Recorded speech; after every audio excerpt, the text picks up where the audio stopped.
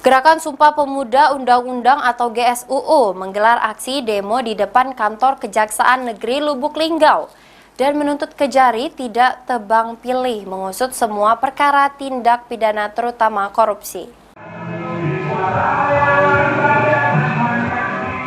Sejumlah massa mengatasnamakan Gerakan Sumpah Undang-Undang atau GSUU Kota Lubuk Linggau mendatangi Kejaksaan Negeri Lubuk Linggau guna menggelar aksi demo.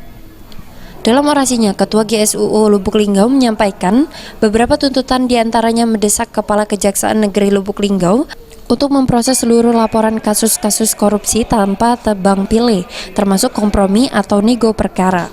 Massa juga mendesak Ketua PN Lubuk Linggau untuk tidak melakukan kompromi terhadap terdakwa baik kasus korupsi, narkoba, dan kriminalitas. Selain itu juga peserta aksi meminta Ketua DPRD Kota Lubuk Linggau dan seluruh anggotanya untuk tidak mudah mengesahkan APBD karena banyak pembangunan yang tidak bermanfaat dan dibiarkan terbengkalai.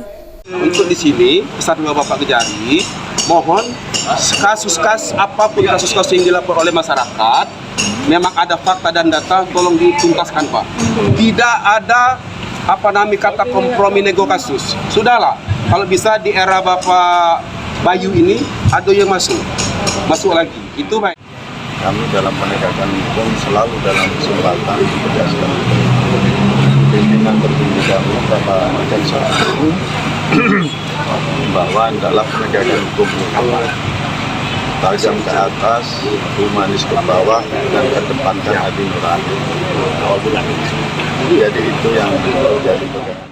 Selain di Kejari Lubuk Linggau saja, aksi demo ini tidak hanya digelar di Pengadilan Negeri dan juga DPRD Lubuk Linggau. Tri Hajaria, PAL TV.